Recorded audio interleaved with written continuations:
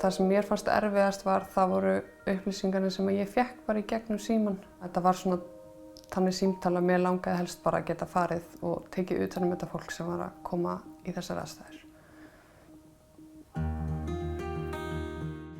Ég heiti Þorbjörg og ég er neyðarvörður. Ég er búin að starfa núna hjá Neyðarlínunni tæpt ár.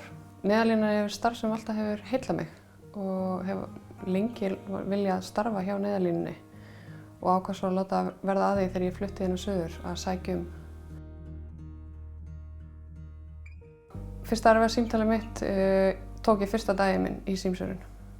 Það var endurlífun og ég man bara hvað ég varð stressuð og hvað þetta var erfitt fyrst og maður náttúrulega lærir það að starfa þarna að fara ekki með upp í æsingnum en það var náttúrulega rosalega erfitt þetta fyrsta skiptið. Ég þurfti alveg að fá að fara til hliðar með mínu leiðbeinanda og aðeins svona ná mig niður eftir þetta símtal. Það er náttúrulega rosalega misjafnt eftir neyðarverði hvað sum símtöl hreyfa við fólki.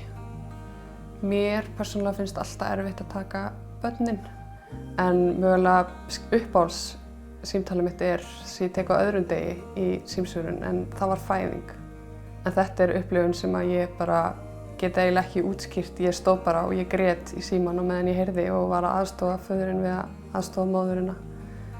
Og heyra svo fyrsta grátinn bara í gegnum símann að ég stóð bara og ég grét. Og þetta bara eitt af mínum uppáhaldssögum og þessi yndislega stúlka var skírð í höfuðið á mér.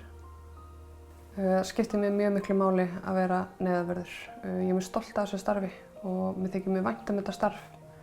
Og mér líður svo vel að koma heim og vita það að ég get lagst á koddann og hugsa að ég hafi hjálpað einhverjum í dag. Og vita það að ég var til staðar fyrir einhvern þegar einhver þurfti á hjálp að halda. Að það var einhver hinum megin sem gat svarað og hjálpað.